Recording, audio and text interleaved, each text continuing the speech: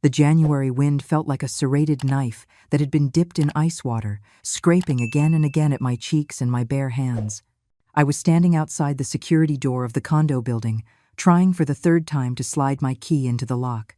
The cold brass of the key touched the equally cold metal of the lock with a faint click, but no matter what, it wouldn't make that familiar half-turn. This wasn't right. Usually, with just a gentle twist, the door would swing open, and the motion-activated light in the lobby would flicker on, casting a dim but warm glow. But today, this door, the one I had walked through for 10 years, was closed to me.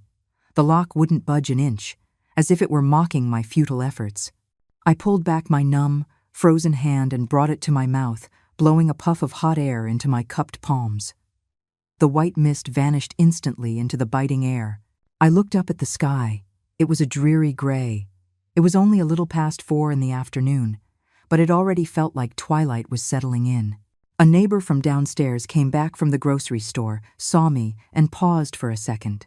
He gave a polite nod and a small smile, then beeped the door open with his key fob and slipped inside. The heavy door swung slowly shut in front of me, cutting off the faint warmth from inside and feeling like a gentle thud against my heart. Had they changed the locks? Did Michael, my son, or Jessica, my daughter-in-law, change them? Why didn't anyone tell me? I instinctively reached into my pocket for my old flip phone, thinking I should call my son, but my fingertips just traced the cold buttons, hesitating to press down. Michael had been so busy with work lately, often working late into the night. At this time, he was probably in a meeting or rushing to finish a project. It didn't seem right to bother him over something like this. Jessica. My daughter-in-law's increasingly indifferent face appeared in my mind. Forget it. Asking her probably wouldn't get me anything but a sharp word. Maybe one of them had to change the lock in a hurry and just hadn't had a chance to tell me where the new key was. Maybe the new key was under the doormat or inside the utility box on the wall.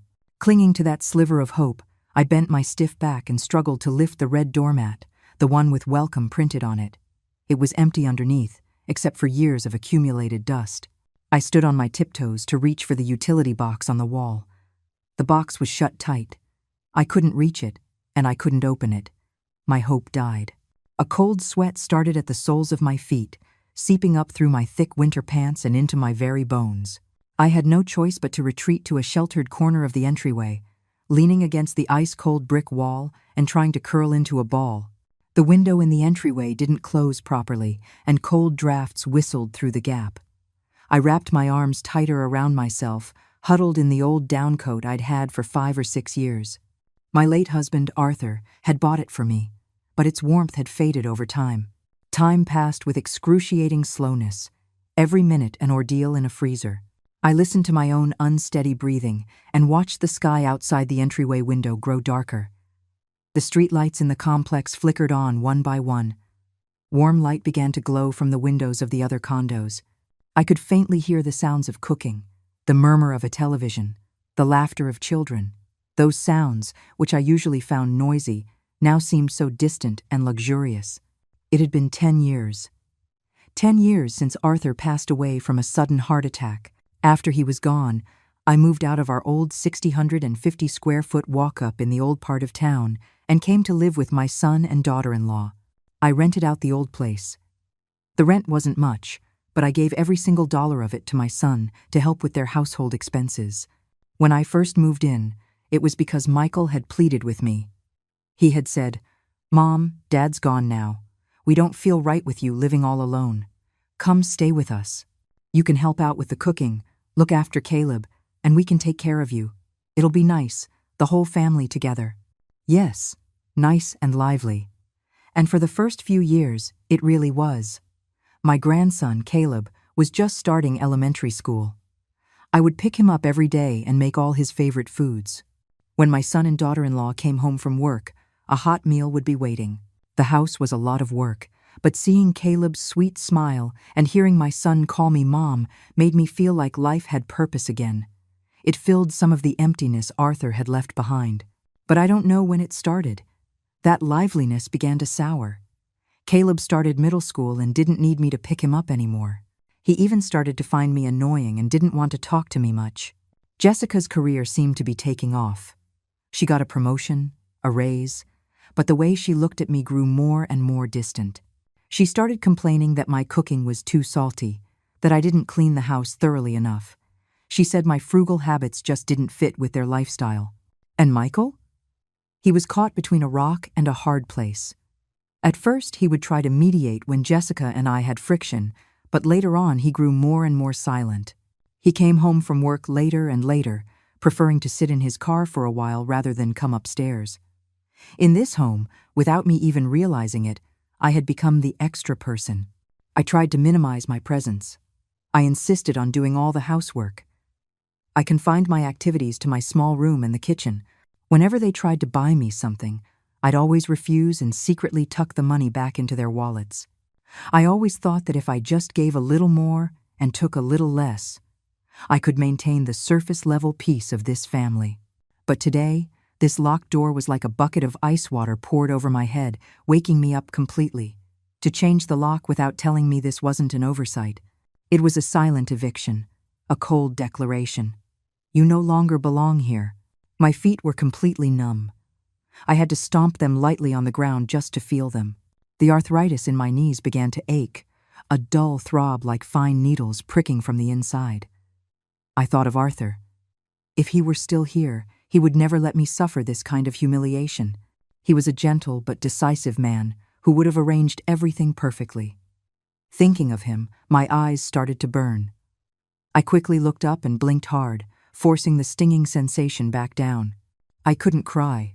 At my age, crying in the entryway of a building, what a sight that would be. Just when I felt like I was about to freeze solid, I finally heard the familiar click-clack of high heels on the tile floor coming from the stairwell. The sound grew closer. It was Jessica coming home. The motion-activated light flickered on with her footsteps. Jessica's figure appeared around the corner. She was wearing what looked like a very expensive wool coat and carrying several nice shopping bags. Her makeup was perfect, but it couldn't hide the fatigue and the trace of habitual indifference in her eyes. She saw me huddled in the corner and visibly flinched. Then, her brow furrowed almost imperceptibly, and a flash of annoyance, not surprise or apology, crossed her face. "Mom? What are you doing standing out here? Did you forget your key?" she asked as she pulled her own keys from her purse. She unlocked the door with a smooth motion. The new, shiny key glinted coldly under the light. The door opened, and a wave of warm air washed over me, making my frozen body shiver involuntarily. I followed her into the foyer, flexing my stiff fingers and trying to keep my voice steady. "I have my key. The old one. It doesn't work." I looked at her. "Jessica, did you change the lock? Why didn't you tell me?" Jessica placed her shopping bags on the entryway table and bent down to change her shoes without looking up. Her tone was as casual as if she were commenting on the weather. "Oh yeah, I did. Remember we were saying there have been some strangers hanging around the complex? So I called a locksmith and had a more secure one put in. I've had so much on my mind. I guess I forgot to tell you." "Forgot?" Such a major thing. A thing that determined whether I could even get into this house. And she brushed it off with a casual, "I forgot." A heavy feeling settled in my chest. The humiliation and cold that had built up for 2 hours in the wind now surged more acutely in the warmth of the indoors. I watched her change into her slippers and walk straight into the living room. She tossed her expensive coat casually over the back of the sofa, then went to the kitchen to pour herself a glass of water. The entire time, she didn't look at me again, let alone ask if I was cold or how long I had been waiting. I stood there in the entryway, my shoes still on, the chill from outside still clinging to me like a shroud. I took a deep breath, trying to keep my voice from trembling. "Jessica, I was waiting outside for over 2 hours. It's so cold out. My old bones." My words were cut short. Jessica came out of the kitchen with her glass of water, leaning against the doorframe of the dining room. She finally looked at me directly. Her gaze was no longer just indifferent. It was filled with an undisguised scrutiny and contempt. She interrupted me, her voice low but piercing like an ice pick. "So you waited. It's not like I did it on purpose. Mom, and I don't mean to be critical, but you're just so stubborn. If the door doesn't open, couldn't you have gone for a walk in the courtyard or found somewhere to sit down?" Standing right at the door like that, if someone saw you, they might think we were abusing you or something. I couldn't believe what I was hearing. 2 hours in the freezing wind. I, a 66-year-old woman, and in her telling, it was my fault for being stubborn. A rush of blood went to my head. My face must have been flushed from the cold and my agitation. My voice rose. Jessica, how can you say that? How was I supposed to know you changed the lock? If I had known, do you think I would have just stood there and frozen? Go for a walk where? In this weather, where is an old woman supposed to go? Perhaps my agitation provoked her. The thin layer of civility on Jessica's face shattered completely, revealing the long simmering resentment underneath. She sneered, her eyes scanning me from head to toe, lingering on my old downcoat and my mud-caked winter boots. "All right, Mom, stop shouting," she said, her tone dripping with scorn. "It's not a big deal. Is it really worth all this drama? I think you're just looking for an excuse to be upset. Yes, I changed the lock and didn't tell you. So what? Michael and I bought this condo. We pay the mortgage. If I want to change a lock, do I need to report every little thing to you? You." I was shaking with anger, pointing a finger at her, unable to form a complete sentence. The mortgage? Yes, they paid the down payment, but when they bought the place, Arthur and I gave them $30,000, the bulk of our life savings. We said it was a loan, but in all these years, they never once mentioned paying back a single cent. Besides that, for the 10 years I've lived here, I've given them all my rental income, done all the housework, and raised their son. Even if there's no credit, there's been hard work. How could she speak as if this condo had nothing to do with me? Seeing my state, Jessica seemed to gain momentum. She took 2 steps forward, closing the distance between us. She spoke slowly, each word deliberate. "Mom, there are some things I've been holding back for a long time. Since we're here, let's just get it all out in the open. You always act like you're the mistress of this house. You have to have a say in everything. Every rule has to be your way. But you need to get one thing straight. This is my and Michael's home. You are just an outsider. Outsider." The word was like 2 red-hot nails driven directly into my heart. In an instant, all the blood in my body seemed to freeze. A bone-deep chill spread from the pit of my stomach, 1,000 times colder than when I was waiting outside. I opened my mouth, but my throat felt like it was stuffed with cotton. I couldn't make a sound. I looked at this woman I had lived with for 10 years. Her face was slightly distorted with agitation and the release of her pent-up feelings. She looked like a stranger. 10 years of devotion, 10 years of tolerance, in exchange for being called an outsider. So, all my careful efforts, all my thankless work, in her eyes, it was all just the pathetic posturing of an outsider who was overstaying her welcome. Jessica seemed to realize she had gone too far, but the words were out. She paused, her tone softening slightly, but it still dripped with a condescending pity. "Look, don't think I'm being harsh. It's just the reality of the situation. You can live here peacefully. We provide for you, so just don't make so much trouble. All right, hurry up and change your shoes. What does it look like, just standing there?" With that, she turned away, took her glass of water back to the living room, and switched on the television. It was as if that deeply wounding conversation had been nothing more than an insignificant afternoon breeze. And I just stood there, like a seashell abandoned on the beach, shattered by the massive wave of that word, outsider. My insides felt twisted and bruised. The cold was no longer a physical sensation on my skin. It was radiating from my heart, freezing me from the inside out. The loud laughter of a game show echoed from the television, punctuated by Jessica's occasional chuckles. The sounds seemed to come from another world, blurry and far away. I stood in the entryway, the heat from the vents washing over me, but it did nothing to dispel the ice in my bones. The word outsider echoed in my mind, over and over.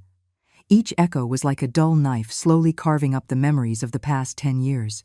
The days I woke up before dawn to make breakfast for the family, the nights I waited up for my son to come home from working late, the times I held my feverish grandson in my arms, frantic with worry, the way I saved every penny I could to help them out.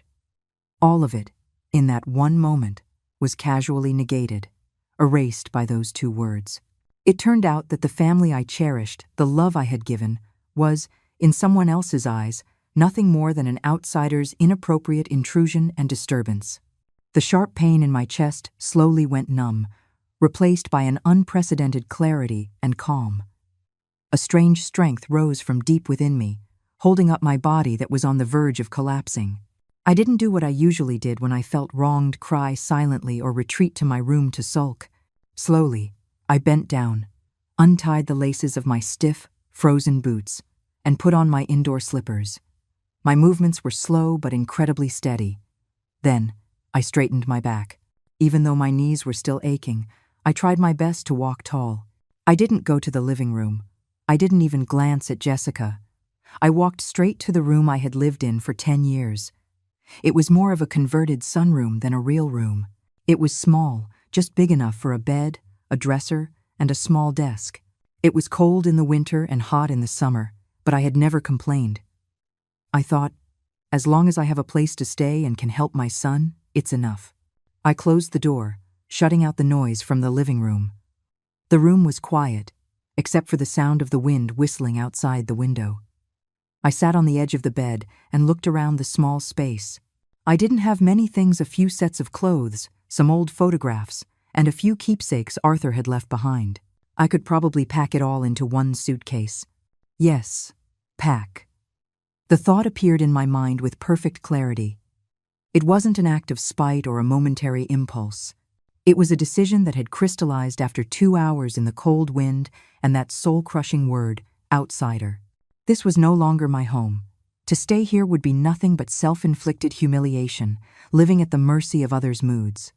I was 66 years old. I might not have many years left, but I couldn't let them be spent in an environment so devoid of dignity and warmth. I thought of my old apartment, that little 650-square-foot place in the old part of town. It was old, but every inch of it was saturated with the life Arthur and I had shared. After he passed, I followed my son's wishes and moved in with them. The old apartment was rented out to a decent, honest family. The 3-year lease had just ended, and the tenants had moved out last month. Michael had mentioned it in passing, saying that since the apartment was empty, we might as well rent it out again to help with expenses. I didn't object at the time because I thought my place was here. Now, it seemed that fate had left me a way out all along. I took out my old, rarely used flip phone. My finger hesitated over the keypad for a moment. Then I firmly dialed a number stored at the very bottom of my contacts, a number I had never forgotten. The phone rang for a long time before it was answered. A steady, middle-aged male voice, slightly surprised, came on the line. "Hello, Mrs. Miller, is that you? It's been a long time." The caller was a Mr. Peterson, my late husband's most brilliant former student, now a well-known lawyer in the city. When Arthur passed away, he helped me with a lot of the legal paperwork. He had always been very respectful, sending me a text message on holidays. I just didn't want to bother him, so we gradually lost touch. "Mr. Peterson, it's me, Carol," I said, trying to keep my voice calm. "I'm so sorry to bother you this late. I have something very important I need to ask you about, concerning my apartment and a will." Mr. Peterson's tone immediately became serious. "Mrs. Miller, please, don't be a stranger. Just call me Daniel. Tell me whatever you need. Your husband was a great mentor to me. Anything you need is my priority." Hearing his sincere words and comparing them to my daughter-in-law's icy cruelty, my nose began to sting again, but I forced it back. This was no time for sentimentality. I explained the situation concisely, without any exaggeration, just stating the facts. My old apartment was currently vacant, my furniture was still there, and most importantly, I mentioned a will that Arthur and I had privately drawn up before he died. I had never told anyone about that will, not even Michael, except for Mr. Peterson. At the time, Arthur had said, "Our children will have their own fortunes, but we need to keep something for ourselves, just in case." I thought he was being overly cautious then, but now I understood how wise he truly was. Mr. Peterson listened quietly. After a moment of silence, he spoke in a clear and confident tone. "Mrs. Miller, please rest assured. First of all, that apartment is your and your husband's joint property. After he passed, his half was inherited by you and your son. but you have absolute control over the disposition of the entire property. You have the full right to decide whether to move back in or to rent it out. Secondly, regarding the will, it is completely legally binding. It clearly states that all assets in both your names, including the apartment and your savings, will be inherited by your son after you pass. However, the will also includes a very important clause retaining your right of residence and an additional condition tied to his duty of care. He explained the terms in detail. According to the will, I could move back into the old apartment at any time, a right protected by law. More importantly, the will stipulated that Michael must fulfill his duty to care for me, ensuring my well-being in my later years. Otherwise, his portion of the inheritance outlined in the will could be judged invalid or partially invalid, depending on the circumstances. Mrs. Miller, Mr. Peterson concluded, if you decide to move back, you are completely within your legal rights. As for what happened today, if you wanted to pursue the matter of them changing the locks and denying you entry, legally speaking, that involves the illegal deprivation of your right of residence. Especially when it involves an elderly person, it can be a serious offense. He paused. Of course, how you wish to proceed is entirely up to you. After hanging up, I sat on the edge of the bed for a long time, unmoving. Outside, the sky was completely dark. The window reflected my pale but remarkably calm face. The law, rules, rights things I once thought were so distant from my life were now my only armor and my only weapon. It turned out I wasn't a helpless outsider with nothing, at the mercy of others. I still had my own nest, and I had the dignity and protection afforded to me by the law. Just then, I heard the sound of a key turning in the lock outside my door. It was Michael, home from work. Then came Jessica's raised voice, full of feigned grievance. I could vaguely make out words like your mother, making a big deal out of nothing, and giving me the silent treatment. I didn't go out. I didn't do what I normally would have rushed out to see if my son was tired or hungry. I just sat there quietly, listening to the argument that I had caused but which no longer concerned me. After a while, the argument subsided, replaced by the sound of Jessica's sniffling and Michael's low murmurs of comfort. I slowly stood up, walked to the dresser, and opened it. I looked at the few, neatly folded clothes inside. A tiny, almost imperceptible smile formed on my lips. It wasn't a happy smile, nor one of relief. It was the smile of someone who understood everything, who had let go of all illusions and expectations, a smile of cold, hard resolution. Fine. If I'm an outsider, then this outsider won't disturb your family's peace any longer. I began to pack, one item at a time, carefully and slowly. My movements were unhurried, my mind perfectly clear and calm. I knew, from this moment on, I was no longer the submissive, long-suffering old woman. I was going to take back my own life, my house, and my dignity. And all of this was just the beginning. The commotion in the living room gradually died down, leaving only the faint, persistent sound of the television. I could imagine the scene out there. Jessica was probably still dabbing her eyes, while Michael wore a look of exhaustion and helplessness. Caught between his mother and his wife, he had long grown accustomed to using silence and avoidance as his coping mechanisms. Perhaps he even felt that I, his mother, was being unreasonable again, causing him more trouble.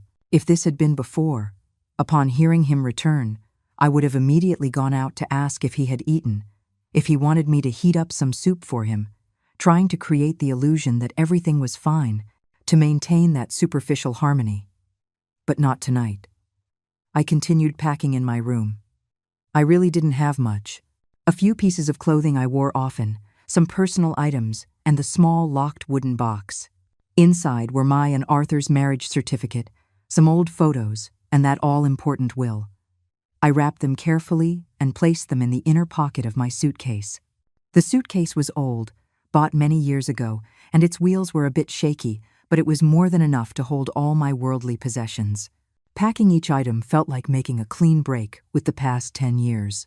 The half-finished sweater I was knitting for Caleb was still in the drawer, the knitting needles resting quietly in the yarn.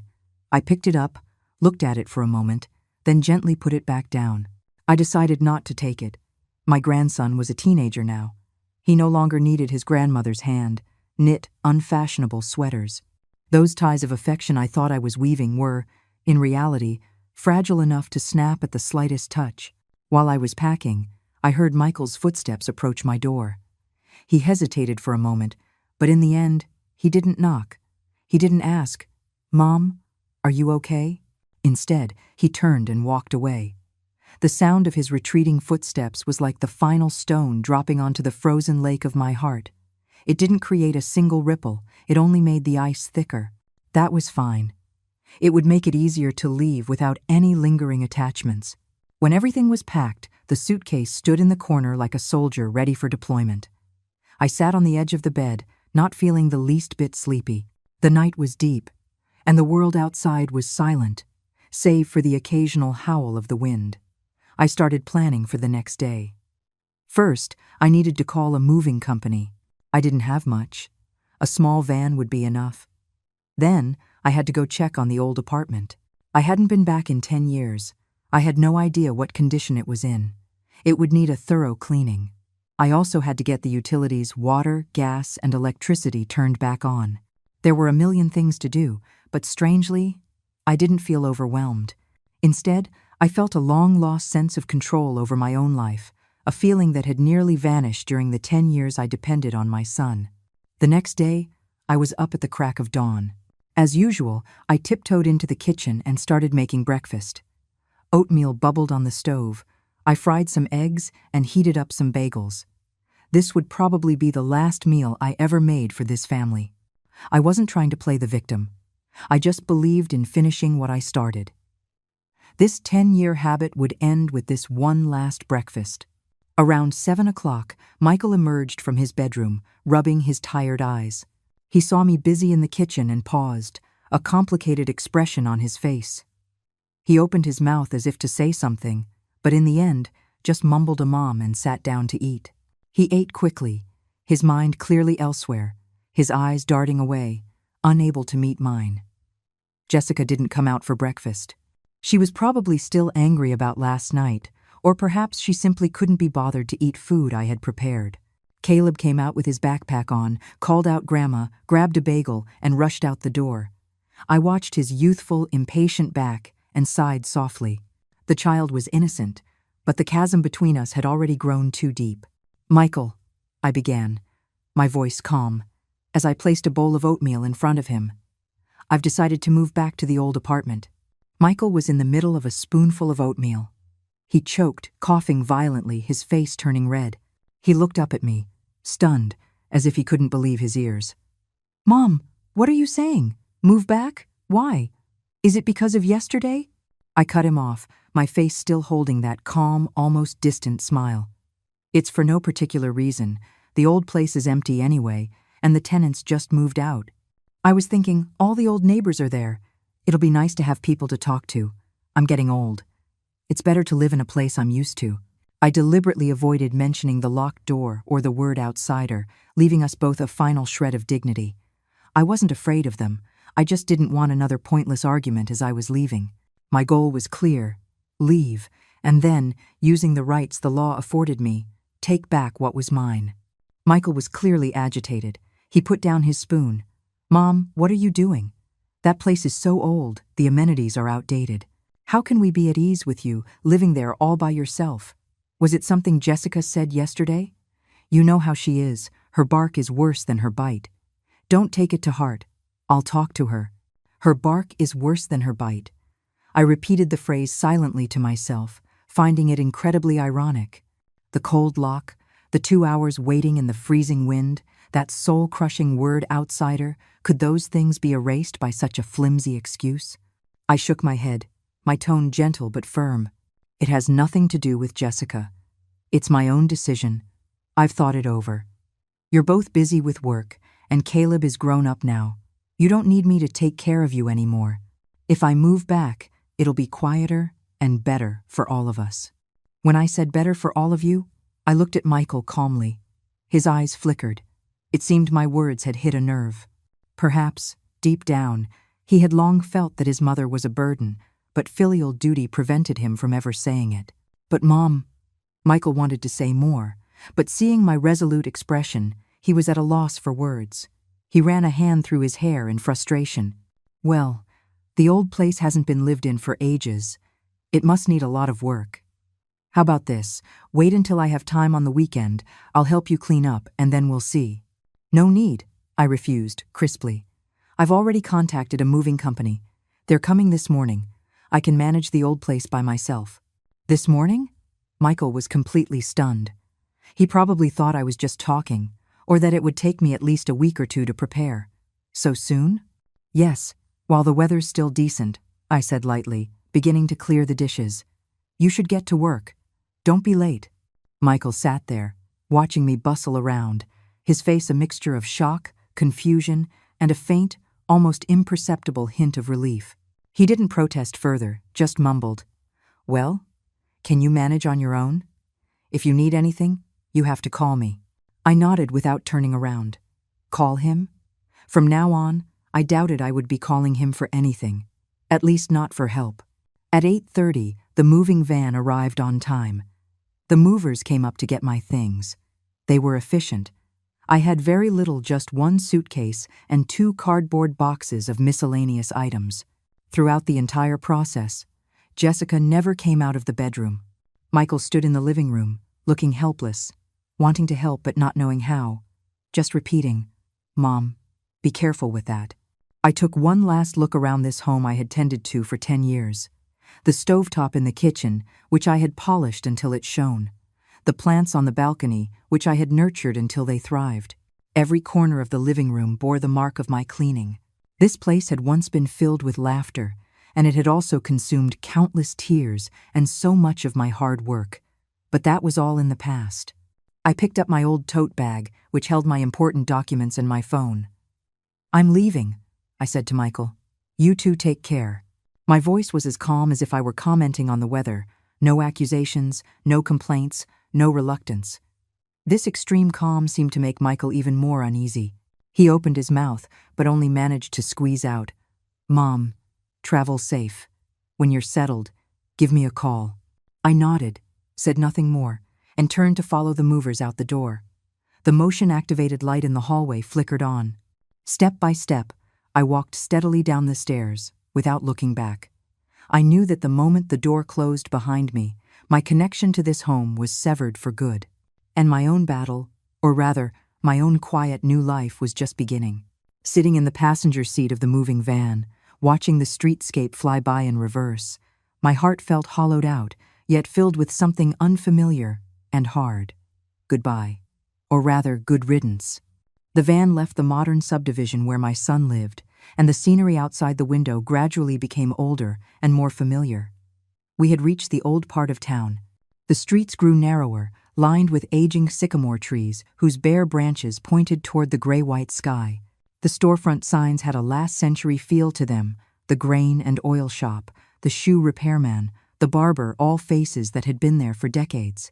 The van stopped at the entrance of a familiar alley. It couldn't go any further in. I got out, my feet landing on the slightly uneven concrete. I took a deep breath of the cold air. It was filled with the unique smell of the old city, a mixture of coal smoke, old furniture, and the scent of daily life. That smell, strangely, calmed my wandering heart. My old apartment was at the end of this alley, on the 4th floor of a 6-story building. There was no elevator.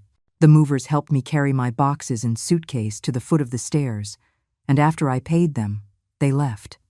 I looked up at the familiar building.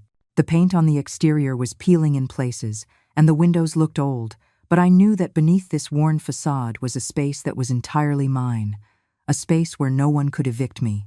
The stairwell was a bit dim, cluttered with some of the neighbors' things, but it was reasonably clean. Step by step, I slowly climbed to the 4th floor. The arthritis in my knees protested, but a certain strength in my heart kept me going. With every step up, I felt one step further from that suffocating house, and one step closer to my own territory. I stood before the security door of apartment 401. The faded good fortune sticker that a tenant had put up years ago was still on the door, now bleached white. I took out the key from my tote bag, a key I hadn't used in 10 years but had always kept safe. It was slightly rusted. I carefully inserted it into the lock, my heart beating a little faster, afraid the lock might be broken too. With a clean click, the bolt retracted smoothly. I gave the door a gentle push, and it swung open. A wave of air, thick with dust, and the musty smell of a long unoccupied space hit my face. I instinctively waved a hand in front of my nose and stepped inside. The apartment was dark. The curtains were drawn tight. I fumbled for the light switch on the wall. The overhead light in the living room flickered a few times before staying on, casting a dim yellow glow. The light illuminated a room full of dust, dancing in the air. The furniture was covered with white dust cloths, and a thick layer of grime coated the floor. Everything was just as the tenants had left it, silent, empty, lifeless. I walked to the window and yanked open the heavy curtains. Dust rained down. The winter sun struggled to pierce through the grimy glass, creating beams of light in which countless dust motes danced. I opened the windows, letting the cold, fresh air circulate and clear out the musty smell. I stood in the middle of the living room, looking around. The sofa, the coffee table, the television stand.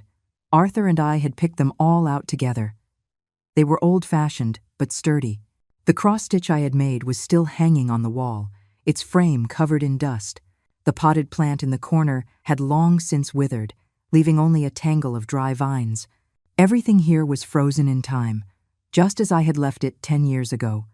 Time seemed to have stopped, accumulating a decade's worth of dust.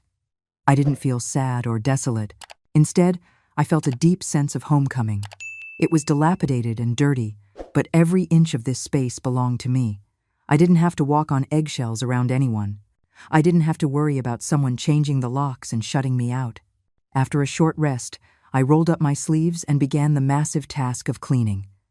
It was a huge undertaking, sweeping, mopping, dusting, scrubbing every corner of the kitchen and bathroom. I worked slowly. My stamina wasn't what it used to be. I had to take frequent breaks. The dust made me cough, and the cold water turned my hands red. But I didn't feel tired or miserable. With every stain I scrubbed away, with every clean patch of floor I reclaimed, my heart felt a little lighter. This wasn't just manual labor. It was a ritual, a ceremony to cleanse the gloom of the past 10 years and welcome a new life. I cleaned out the bedroom that Arthur and I had shared, wiped down the bed frame, and made the bed with the linens I had brought with me. The room still smelled a bit stale, but tonight I would finally be able to sleep in my own bed. I worked for most of the day and only managed to get the bedroom and living room into a habitable state. My stomach was growling.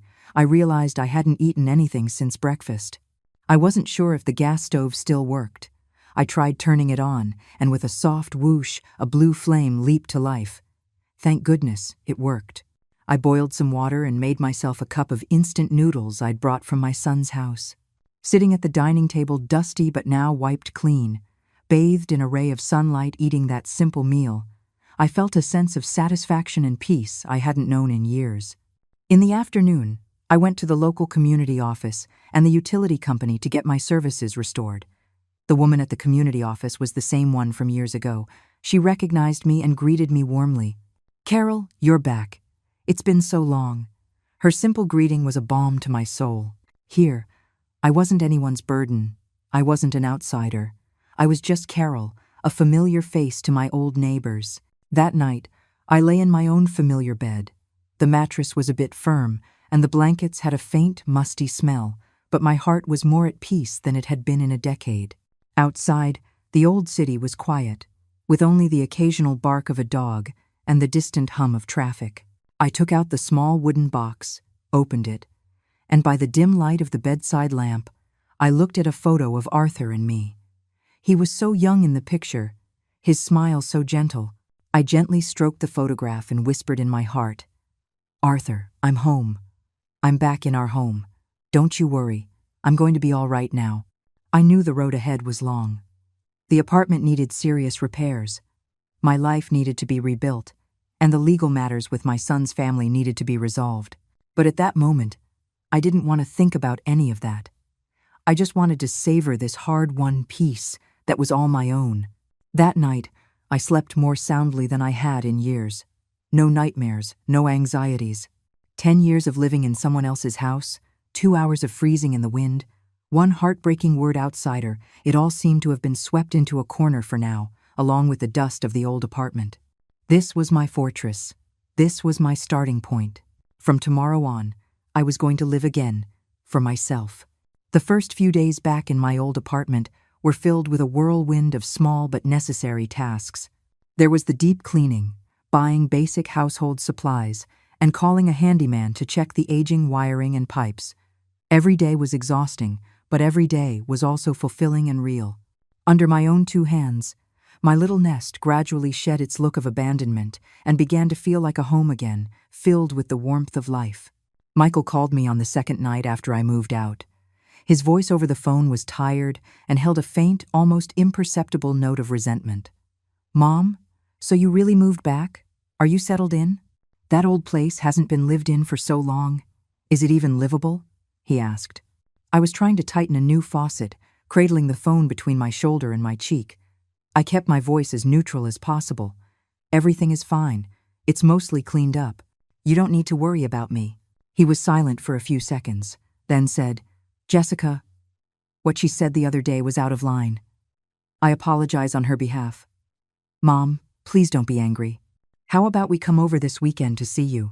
"There's no need," I replied quickly and firmly. "It's a mess over here, nothing to see. You two are busy. I can manage on my own." I wasn't being spiteful. I genuinely didn't want any more involvement with them. A superficial visit and polite chatter wouldn't change the fact that I was an outsider.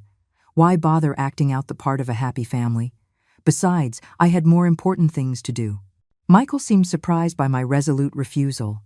He paused again, his tone becoming a little meek. "Well, then you take care of yourself. If you need anything, you have to call me." "Okay, I will," I said, then used the leaky faucet as an excuse to hang up. In the following days, he would occasionally send a text message asking if I had eaten or telling me to dress warmly. I always replied with a simple "I ate" or "okay," never adding another word. I could sense his cautiousness and also a degree of relief. Perhaps my departure was a liberation for him as well. At least he no longer had to be caught between Jessica and me. About 3 or 4 days of this quiet life passed. One afternoon, while I was hanging blankets on the balcony to air out, my phone rang. The caller ID showed an unfamiliar local number. I hesitated for a moment before answering. "Hello? Is this Mrs. Carol Miller?" A polite male voice, with a professional, almost deferential tone, asked from the other end. "This is she." "Who is calling?" I asked, a little warily. "Hello, Mrs. Miller. Sorry to bother you. My name is Kevin, from Prime Properties Realty." The man introduced himself enthusiastically. "We understand that the property you own at this address is currently vacant. Is that correct?" My heart sank. A realtor. How did they know my apartment was vacant and get my number so directly? I had only been back for a few days. How did news travel so fast? I composed myself and replied coolly, "Yes, it's vacant, but I'm living here myself now. I have no plans to rent or sell." "Oh, Mrs. Miller, please don't be so quick to refuse." The realtor, Kevin, sounded even more eager. "Let me tell you, the location of your apartment is fantastic. It's an older building, but the neighborhood is convenient, and it's in a good school district. These older places are in high demand right now, for both renting and selling. The prices are great. We have clients right now who are looking specifically in this area. How about we set up a time to come by and chat? I guarantee you'll be satisfied with the price." I gripped the phone, my fingers tightening. My intuition told me this wasn't so simple. I asked calmly, "Mr. Kevin, may I ask where you got my contact information and the news that my apartment was vacant?" There was a noticeable pause on the other end, followed by a forced laugh. "Well, Mrs. Miller, you know how it is in our business. We have our ways. It's mainly because your property is so desirable that we've been keeping an eye on it. Was it my son, Michael, or my daughter-in-law, Jessica, who contacted you?" I cut him off, getting straight to the point. Another brief silence. Then his voice became vague and awkward. Well, Mrs. Miller, you see, we're just working for our clients. Since you're living there yourself now, well, never mind then. Sorry to have bothered you, so sorry." Before I could ask another question, he hung up. Listening to the dial tone, I stood on the balcony.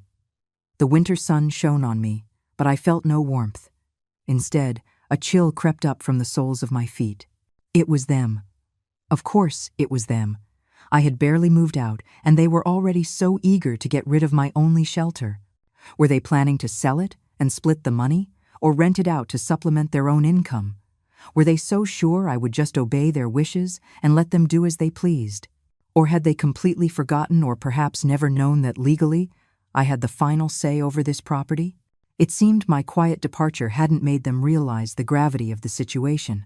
They probably thought I was just an old woman throwing a tantrum, that after a while, when my anger subsided or I couldn't handle living alone, I would come crawling back to be their convenient outsider again. They might even be plotting how to take over this apartment for good.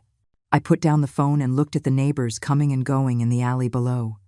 My heart felt like a block of ice. I had originally thought that, as long as they left me alone, I could keep the will a secret, and we could coexist peacefully. After all, Michael was my son, and I didn't want to be too harsh. But now, they had overstepped. They had gone behind my back to meddle with my home. This was no longer just a family squabble. It had crossed my bottom line, the very foundation of my survival. I went back inside and closed the door, shutting out the world. The room was quiet, except for the ticking of the old grandfather clock.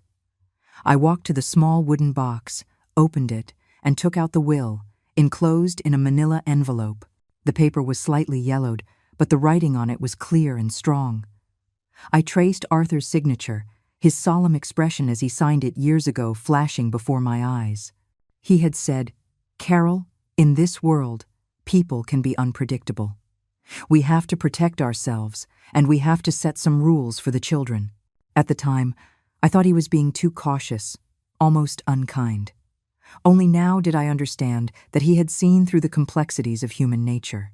I picked up my phone, found Mr. Peterson's number, and dialed it without hesitation. "Daniel, it's me, Carol," I said, my voice exceptionally calm. "I have something that I think I'll need your help with." Mr. Peterson responded immediately. "Mrs. Miller, of course. Tell me what's on your mind." I told him everything about the realtor's call and my suspicions. After listening, Mr. Peterson paused for a moment, his tone becoming serious. "Mrs. Miller, I understand. What they're doing is not only unreasonable, but from a legal standpoint, it could also be considered an infringement on your property and residency rights. Since they've made the first move, we can't wait any longer. Here's what I propose," Mr. Peterson said, his thoughts organized and clear. "First, I will send a formal legal letter to Prime Properties Realty on your behalf, clearly stating that the right to dispose of this property rests solely with you. Any unauthorized contact or attempts to deal with the property are illegal. We will demand that they cease all contact immediately and disclose the source of their information. Second," he paused, his voice growing heavier, regarding the will and the matter of support, "given your son and daughter-in-law's recent actions, especially your daughter-in-law locking you out and verbally abusing you, and now their attempt to dispose of your property, they have seriously violated the spirit of the will regarding their duty of care and the protection of your right of residence. We should consider initiating a formal legal notification process." "Legal notification?" I asked, unsure of what he meant. "Yes," Mr. Peterson explained. "I will arrange a meeting with your son, Michael, on your behalf. I will formally present him with a copy of the key clauses of the will concerning your right of residence and his duty of care. I will make it unequivocally clear that if they continue with their current behavior, fail to fulfill their obligations, or attempt to infringe upon your legal rights, then, according to the will and relevant elder protection laws, you reserve the right to pursue legal action and potentially initiate a review of the inheritance conditions stipulated in the will." He simplified it for me. Basically, it's a formal, serious legal warning. I listened quietly, a storm of emotions churning inside me. I never thought it would come to this. I just wanted to live out my remaining years in peace, yet here I was, being forced to wield the law as a weapon against my own son. But they had been the first to cross the line. I took a deep breath and made my decision. "All right, Daniel, let's do it your way. Send the letter as soon as possible, and you can arrange the meeting with Michael." It was time they learned a few things. "Of course, Mrs. Miller," Mr. Peterson promised gravely. "Leave everything to me. I will handle it with care to achieve the warning effect while trying not to escalate the conflict more than necessary. Hanging up the phone, I walked to the window and looked out at the gray sky. A storm was brewing. I knew an unavoidable confrontation was coming. But this time, I would not be the helpless old woman shivering in the cold, waiting for someone else's mercy. My fortress was built, and my weapon was polished. The undercurrents were swirling on their end, and on mine, I was ready. Mr. Peterson was highly efficient. The day after our call, he informed me that the legal letter had been formally sent to the realty company. The effect was immediate. I received no more harassing calls from any realtors. But the peace was superficial. I knew the real confrontation was yet to come. Sure enough, 2 days later, on a Friday afternoon, my phone rang. Michael's name flashed on the screen. I looked at the familiar name, my heart calm. I only felt a sense of, here we go. I answered the phone, my voice as even as ever. Hello, Michael. The voice that came from the other end was not Michael's usual tired and perfunctory tone. It was filled with anxiety, confusion, and a barely suppressed rage. Mom, what on earth are you trying to do? His voice was sharp and rushed, almost a shout. Why did you send a lawyer to see me? Talking about some will, some legal warning. What is all this about? It seemed Mr. Peterson had followed through with the plan. And the effect was clearly significant. It had hit a nerve. I walked over to the sofa and sat down, getting comfortable before I spoke slowly. Michael, calm down. Mr. Peterson is my lawyer. He was simply doing his job, informing you of some things you needed to know. Things I needed to know? Michael's voice cracked with emotion. Mom, I'm your son. Can't we talk about things ourselves? Why did you have to bring in an outsider, a lawyer, to threaten me? Do you have any idea what he told me today? He said I have no say over the old apartment, that if Jessica and I don't fulfill our duty of care, I could lose my inheritance. What is that even about? When did we ever not take care of you? It was one time we forgot to give you the new key. Jessica's words were harsh. Yes, but do you really need to blow it up like this? And bringing up a will? When did Dad even make a will? Why didn't we know anything about it? His barrage of questions came like cannonballs full of hurt, anger, and disbelief. I listened quietly, letting him vent. When he was finished, I said coolly, Michael, that will was made by your father and me, together, before he passed. We had Mr. Peterson notarize it. It is legal and valid. The reason we didn't tell you was because we didn't think it was necessary. We hoped for peace in the family, but now it seems your father was right. I paused, then continued in a steady voice. As for the duty of care, it's about more than just providing food and shelter. Respect is the most basic form of care. Locking me out of the house for 2 hours and calling me an outsider, is that respect? The moment I move out, you contact a realtor to try and get rid of my home, is that respect? My voice was low, but every word was clear and sharp, traveling through the phone line to Michael's ear. The other end fell silent, filled only with the sound of his heavy breathing. After a long moment, he spoke again, his voice tinged with defeat and disbelief. Mom, how did you become like this? So calculating. We're your son and daughter-in-law. That old apartment is just sitting empty. We thought if we rented it out or sold it, the money could be put to good use. It could improve your life, too. How did that become infringing on your rights? Improve my life? I almost scoffed. Michael, I am 66 years old. The improvement I need is a quiet, respectful environment. It's basic dignity, not the kind of life you think I should have. That apartment is my nest, my last resort. How it's managed. When it's managed, that should be my decision, not yours to make behind my back. My tone sharpened slightly. And as for being calculating, Michael, search your conscience. For the past 10 years, who has been calculating whom? I gave you all the rent from the old apartment every month. I did all the housework. I raised Caleb. What did I ever calculate? All I wanted in return for my work was a peaceful old age. And what did I get? I got called an outsider. My words were like needles, pricking at Michael's conscience. He fell silent again, this time for longer. I could picture his expression, shock, panic, and the shame of being exposed. He had probably never imagined that his meek, submissive mother would so clearly lay out the accounts like this. "Mom." When he finally spoke, his voice was much lower, raspy with fatigue. Even if Jessica was wrong, and I didn't do enough as a son, I apologize. But can we please not make such a big deal out of this? What Mr. Peterson said was terrifying. We're family. Can't we solve our problems behind closed doors? Why do we have to take it to court? We'll become a laughingstock. I don't want to make a big deal of it either, I said, my tone softening but my stance remaining firm. Michael, the reason I had Mr. Peterson talk to you wasn't to sue you or to make us a laughingstock.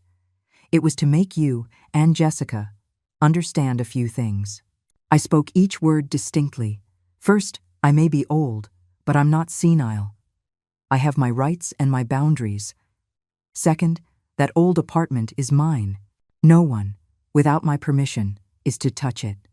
Third, how you treat me will directly affect what you will inherit from me in the future. The law isn't just words on a piece of paper. Mom, Michael's voice held a note of pleading. Please don't be like this. We know we were wrong, okay? Please move back in. I promise. Jessica will never be disrespectful to you again, and I will pay more attention to you. Let's just go back to how things were, okay? Go back to how things were? I repeated the phrase softly, a bitter taste in my mouth. Michael, we can't go back. Not since the moment I was locked out. Not since I heard the word outsider. We can never go back. I'm doing well in the old apartment. It's quiet. I don't want to go back to that life of walking on eggshells and living in constant anxiety. I finished with a tone of finality. Michael, I've made myself clear. From now on, you live your life, and I'll live mine. As long as you don't bother me, we can maintain the appearance of a mother-son relationship. But if you have any other ideas, or if you disrupt my life again, I left the sentence unfinished, but the warning was clear. On the other end of the line, there was a long, dead silence. In the end, Michael said nothing more and quietly hung up. Listening to the dial tone, I put down the phone and let out a long breath. My palms were sweaty from the tension, but my mind was clear. I knew this conversation, this hard-line stance delivered through a lawyer, was like a bucket of cold water, shocking my son out of his fantasy that his mother could be treated however he pleased.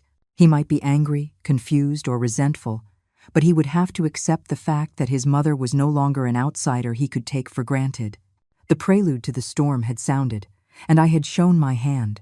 Now, it was up to them to choose, respect and restraint, or to continue down a path of self-destruction.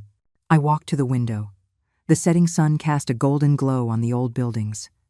My heart was at peace. If I couldn't have the warmth of family, then upholding the justice of the law and my own dignity would be another way to live. After that unpleasant phone call with Michael, life seemed to enter a strange, eerie calm. Michael didn't call again, and even the perfunctory text messages stopped completely. On social media, I'd occasionally see Jessica post pictures of the three of them out to dinner or at the movies.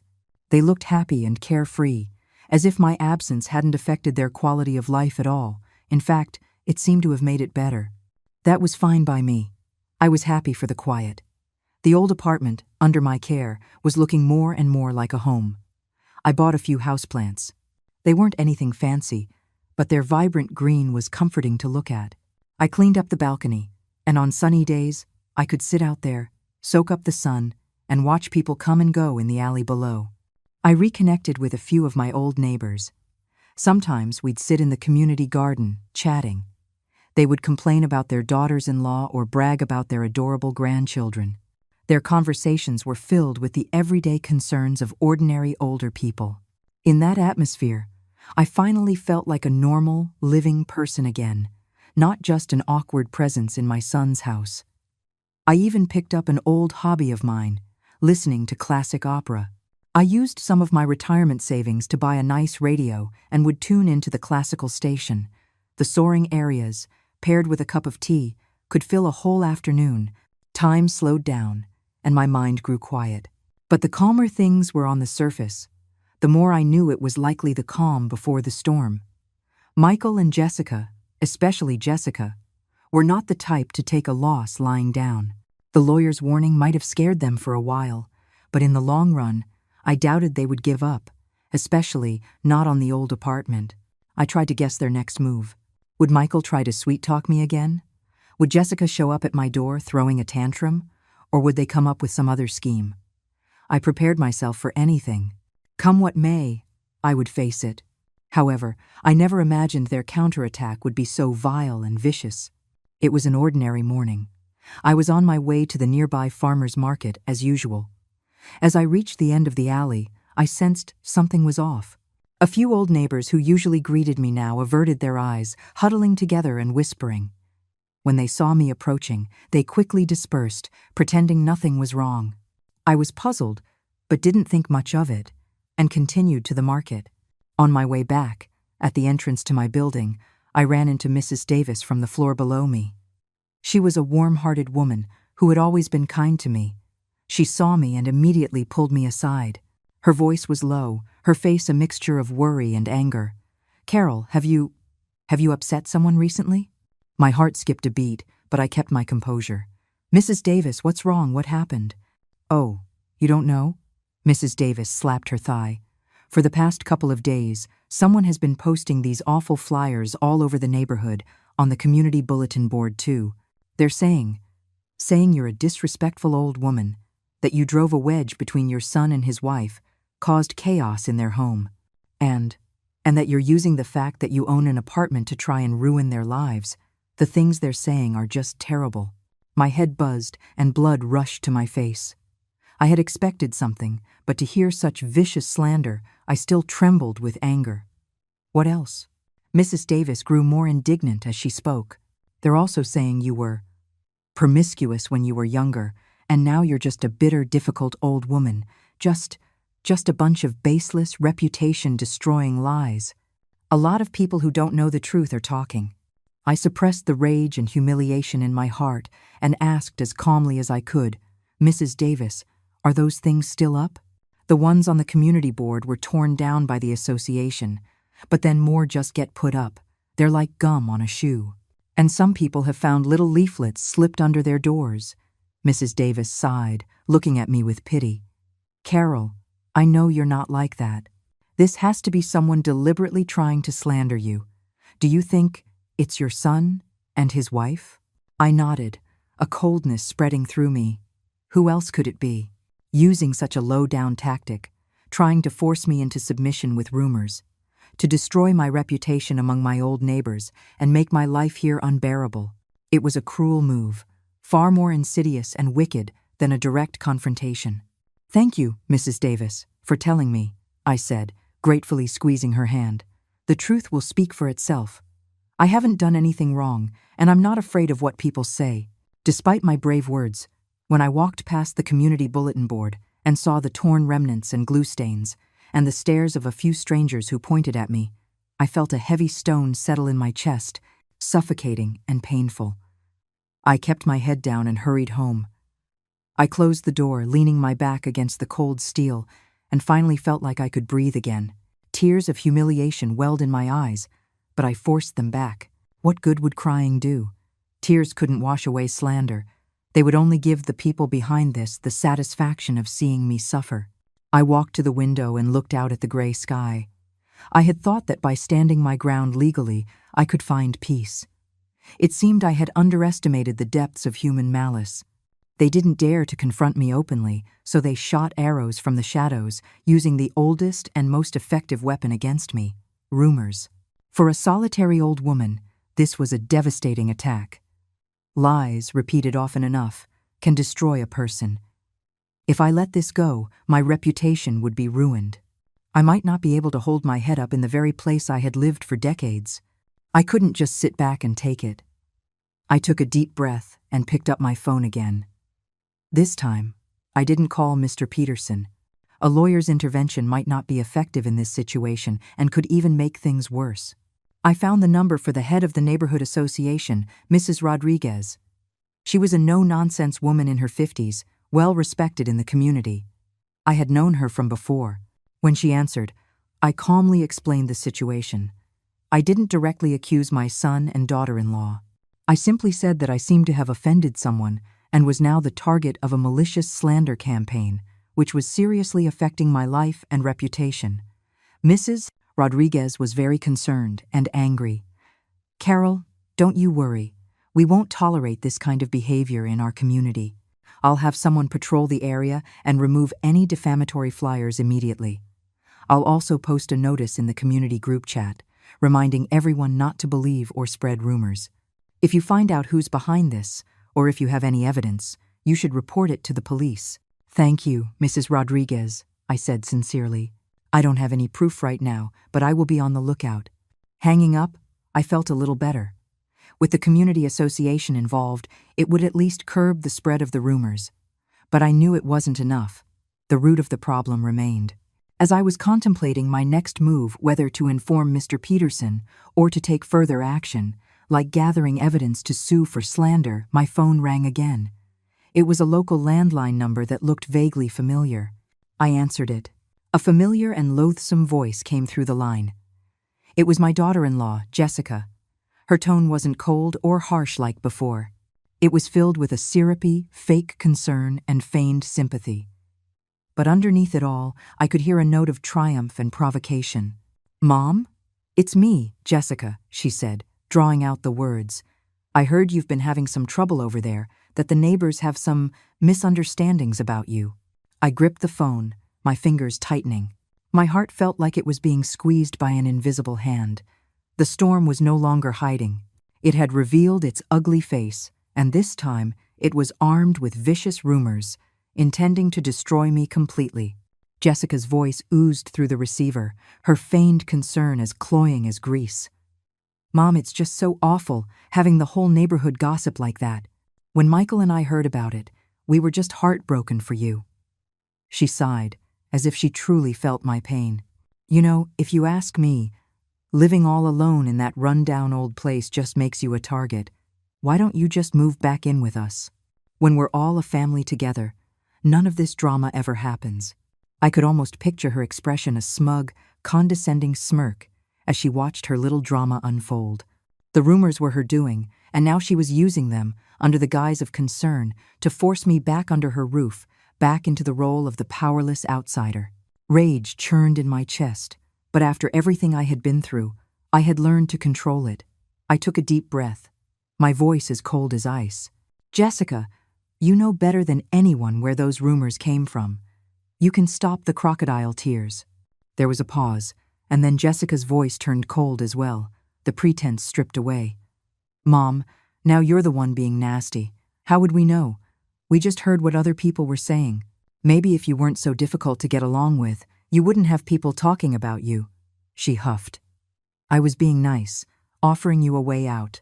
If you want to be stubborn and tough it out on your own, don't come crying to us when your reputation is ruined and you can't even live there anymore." A naked threat. I actually laughed, a cold, bitter laugh. "A way out? Thank you for your concern, but my reputation is none of your business. My conscience is clear. I'm not afraid of whispers in the dark. But you, on the other hand, using such dirty tricks, aren't you afraid of a little karma?" "You," Jessica was sputtering, furious. "Carol, don't push your luck. We're trying to be civil for Michael's sake. Do you really think we want you back here? You're just a..." The filthy insult finally came out. I didn't get angry. I just calmly cut her off. "Are you finished? Because if you are, I'm hanging up. And by the way, this is my formal notice to you. Do not call me again. Do not interfere in my life again. If you do, you will face the consequences." "Consequences? What consequences?" Jessica shrieked with laughter. "You think that pathetic old Will is going to scare us? Let me tell you, that apartment belongs to Michael. What right do you, an old woman, have to squat in it? We have plenty of ways to make you hand it over. Do you?" My voice was still level, but it carried an unshakable force. "Then by all means, try. But I suggest that before you do anything else, you take 7 days to cool off." 7 days? What's that supposed to mean?" Jessica demanded. "It means nothing in particular," I said. "It's just a suggestion. After 7 days, if you still want to cause trouble, I will be ready. Just don't regret it later." Without giving her another chance to speak, I hung up and immediately blocked her number. I put the phone down, my knuckles white from gripping it so tightly. I was calm on the surface, but Jessica's venomous words still stung. They had become so shameless, so willing to discard even the last shred of decency. 7 days. I repeated it to myself. This wasn't a cooling-off period for them. It was the final preparation window for Mr. Peterson. Just before Jessica's call, I had made a difficult decision. The slander campaign had crossed a line. This was no longer a family dispute. It was a blatant attack on my character and an illegal infringement on my rights. If I continued to be passive, they would only become more brazen. I contacted Mr. Peterson again and told him about the rumors. He was furious, stating that this constituted slander and harassment, a serious violation of my rights to reputation and peace. Mrs. Miller, their behavior has become truly reprehensible, he said gravely. A simple legal letter and a warning are clearly not enough to stop them. We must take more decisive legal action to resolve this once and for all and protect your rights. After some discussion, we decided to initiate the final plan. Mr. Peterson would, on my behalf, issue a final legal ultimatum to Michael and Jessica, giving them 7 days to comply with 2 demands. First, they must immediately cease all slander and harassment and issue a public written apology in the same areas where the rumors were spread, such as the community bulletin board and resident groups. Second, they must provide a written guarantee that they would respect my rights of residence, property, and personal dignity, and fulfill their duty of care, acknowledging their previous wrongdoing in locking me out and attempting to dispose of my property. If they refused to comply within the 7-day period, I would no longer be bound by familial ties.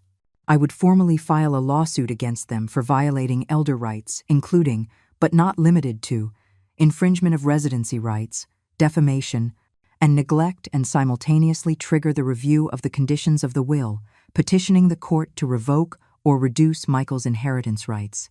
It was a point of no return decision. Once we went to court, the mother-son bond would be irrevocably broken, but this sword had to hang over their heads. Only by making them feel the true weight of the law and the severe consequences of their actions would they possibly back down. Otherwise, I would have no peace in my remaining years. These 7 days were an ordeal for me, and for them, a final chance at redemption. Mr. Peterson acted quickly. That same afternoon, he confirmed that the formal legal letter and final ultimatum had been delivered to Michael and Jessica via courier and email. For the next few days, I lived my life as usual, shopping, cooking, listening to opera, enjoying the Sunday, but a knot of tension remained in my stomach. I kept an eye on the community. The rumors did seem to have died down. At least, I saw no new flyers. The neighbors' stares were still a bit awkward, but the pointing and whispering had stopped. There was no response from Michael and Jessica. No calls, no texts, and certainly no apology. Just a dead silence. I imagined their reactions upon receiving the letter furious, panicked, or perhaps dismissive, thinking I was bluffing. The 7th day arrived. I waited from morning until night. My phone remained silent. There was no news of compromise or communication. As the sun set, painting the sky in brilliant shades of red, the last flicker of hope in my heart died out. They had chosen to fight to the end. They didn't believe I would actually sue them. They didn't believe the law would be on my side. Or perhaps, blinded by greed and resentment, they simply no longer cared about the consequences. In that case, there was nothing left to hesitate about. I picked up my phone and dialed Mr. Peterson's number. My voice was steady, without a ripple of emotion. "Daniel, the 7 days are up. There has been no response." Mr. Peterson was silent for a moment on the other end, then said with gravity, "I understand, Mrs. Miller. I will file the lawsuit with the court first thing tomorrow morning." "Good," I replied with a single word, and hung up. Outside, the night was falling. I knew an unavoidable showdown was about to begin, and this time, I would not back down. The 7-day agreement was over. The ultimatum had expired. The next time we met, it would be in court. The days after filing the lawsuit were marked by a profound, deathly silence. It was as if Michael and Jessica had vanished from the face of the earth. There was no news from them whatsoever. Even the vicious rumors had completely disappeared. The community returned to its usual tranquility. Mrs. Rodriguez even called to check on me, saying the trouble had stopped and that I should rest easy. But this peace felt like the unnervingly still eye of a hurricane, so oppressive it was hard to breathe. I knew it was just a facade. Once the gears of the law begin to turn, they don't stop easily. Mr. Peterson informed me that the court had accepted the case, and the summons and complaint would soon be served to the defendants. I went about my daily life, but I was fully aware that a massive storm was brewing. I even prepared myself for them to show up at my door, ready for a fight or some other desperate act. However, I had once again underestimated their arrogance and ignorance. 3 days before the court date, I received a rather surprising call from Mr. Peterson. His tone was complex, a mixture of relief and a hint of sadness. "Mrs. Miller, there's been a new development," he said. "I just received a call from the court. Your son, Michael, he's asking for you to drop the suit." "Drop the suit?" I was taken aback. "I haven't sued them yet." Then I realized what he meant. Did they make a move? "No, it's not that they're suing you," Mr. Peterson clarified. "The court's mediator contacted them to attempt a pretrial settlement. According to the mediator, your son and daughter-in-law only seemed to grasp the seriousness of the situation after being served with the summons. But instead of responding or seeking a settlement, they tried to delay by denying they had received the summons and questioning the court's jurisdiction. After the mediator clearly explained the legal process and the potential severe consequences, your son, Michael, unilaterally stated that they would waive their right to respond and forfeit any and all claims to your property inheritance. All he asks is that you drop the lawsuit and not take them to court." "Mr." Peterson paused, adding, "The mediator said your daughter-in-law was extremely agitated and said many nasty things, but your son seemed to just break down. He's willing to give up his inheritance, just for me to drop the suit." I held the phone, speechless for a long time. This was completely unexpected. I had braced myself for a fierce court battle, not for them to surrender so abjectly at the last minute. Were they finally scared? Or was it the public humiliation they couldn't face? Or perhaps, was it the last shred of conscience in Michael, finally cracking under the immense legal pressure, making him unable to face his own mother in a courtroom? 100 different emotions churned within me. I couldn't tell if it was the joy of victory or a much deeper sorrow. "Mrs. Miller, what are your thoughts?" Mr. Peterson asked for my decision. "Since they've already expressed their intent to forfeit their inheritance claims and have promised not to harass you, our primary legal objectives have essentially been met. If you agree, we can file a motion to dismiss the case. Of course, if you still want a formal judgment, we can proceed." I was silent for a long time. What good would a judgment do? It would only tear away the last shred of dignity, cementing this mother-son relationship as a legal tragedy. It wouldn't give me anything more. I had used the law to defend my rights and my dignity. That was enough. "Let's drop the suit," I finally said, my voice heavy with exhaustion. "As long as they keep their promise and leave me alone, this is over." "Understood, Mrs. Miller?" Mr. Peterson replied. "I will handle the remaining paperwork." After hanging up, I sat alone on the sofa. The last rays of the setting sun streamed through the window, casting long shadows on the floor. A dramatic legal war had ended in an almost absurdly anticlimactic way. I felt no joy, only a vast emptiness and a profound sadness. I had won. With the law and the will, I had won back my home and my peace. But what I had lost was my only son and the home that had once held 10 years of my life. Was that really a victory? I didn't know. A few days later, news spread like wildfire through the old neighborhood and eventually reached me, not from Michael, but from Mrs. Davis. She told me in a hushed, conspiratorial tone, "Carol, did you hear? Your son's family? I think they're moving." "Moving?" I was stunned. "Moving where? Did their lease run out? Did the landlord not renew? Or did they buy a new place?" "I'm not sure," Mrs. Davis said, "but I saw them packing things up. They seem to be in a real hurry. I mean, who moves right before the holidays?" A thought struck me. A lease? I thought they owned that condo. How could it be a rental? A vague suspicion began to form in my mind. I immediately called Mr. Peterson and asked him to look up the property information for the condo where my son lived. The results came back quickly, confirming my suspicion. The condo was not owned by Michael and Jessica, it was a rental. All their money plus the $30,000 I had given them and the 10 years of my rental income had likely been spent on maintaining their glamorous lifestyle, on Jessica's designer bags and so-called investments. They couldn't afford to buy a home. They were probably in debt. The claims about a mortgage had been a complete lie. No wonder they were so desperate to get their hands on my old apartment. No wonder they crumbled so easily in the face of the law. They were a house of cards. This final piece of information was like the last piece of a puzzle, showing me the complete picture of the last 10 years. What a massive web of lies and vanity I had been living in. My sacrifices had not only been unappreciated, they had fueled their greed and hypocrisy. The morning after I learned they were moving, I was cleaning my apartment when the doorbell rang unexpectedly. I wondered who it could be. I looked through the peephole and froze. Standing outside were 3 people: Michael, Jessica, and a reluctant-looking Caleb.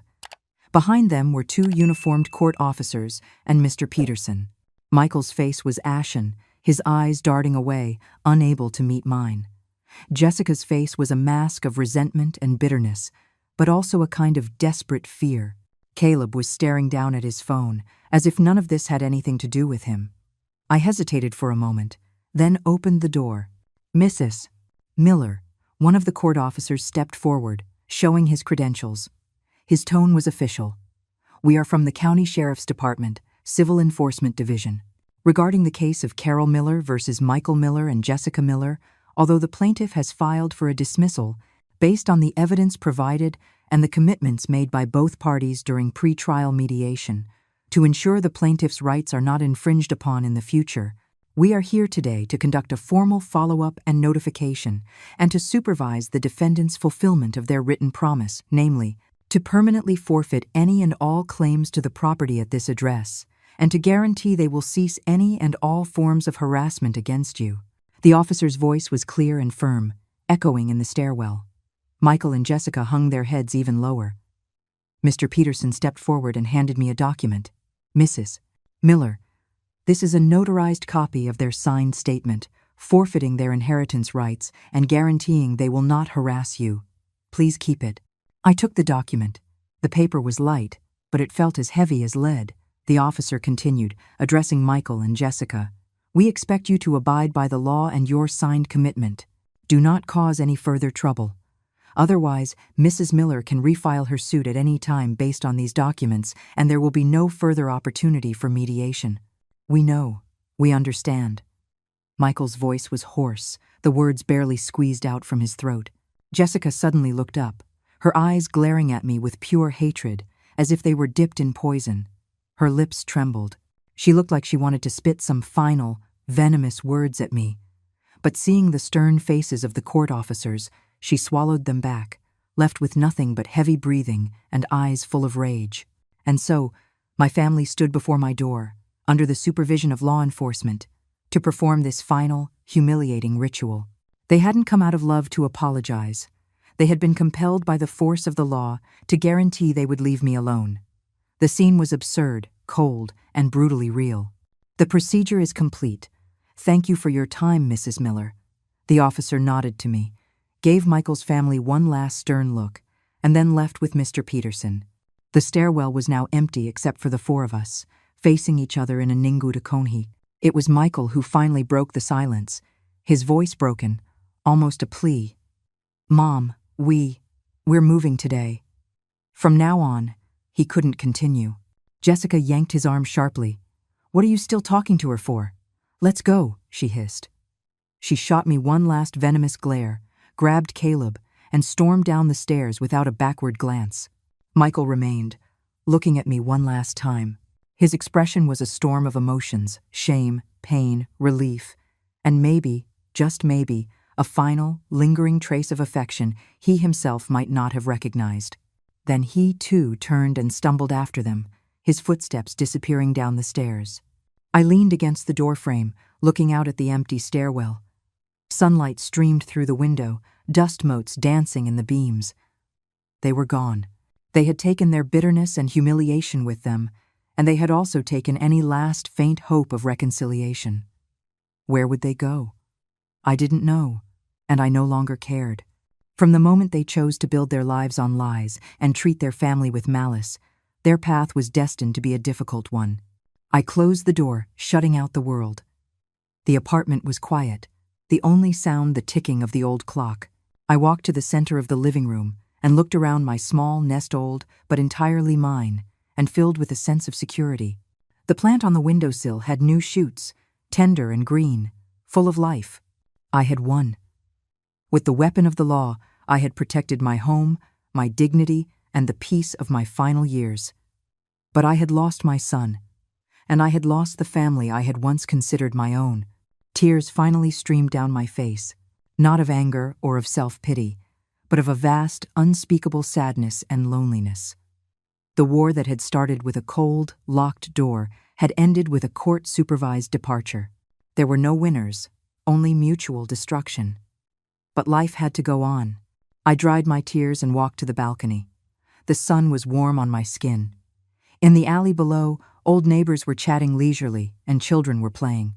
This was my life now. One woman, one old apartment, and a peace guaranteed by law. Perhaps this, at 66 years old, was my true home. I picked up a small watering can and began to water my plants. The water trickled down, nourishing the dry soil, and it felt as though it were nourishing my own barren heart as well. The past was the past. For the days to come, I would live, and live well, for myself.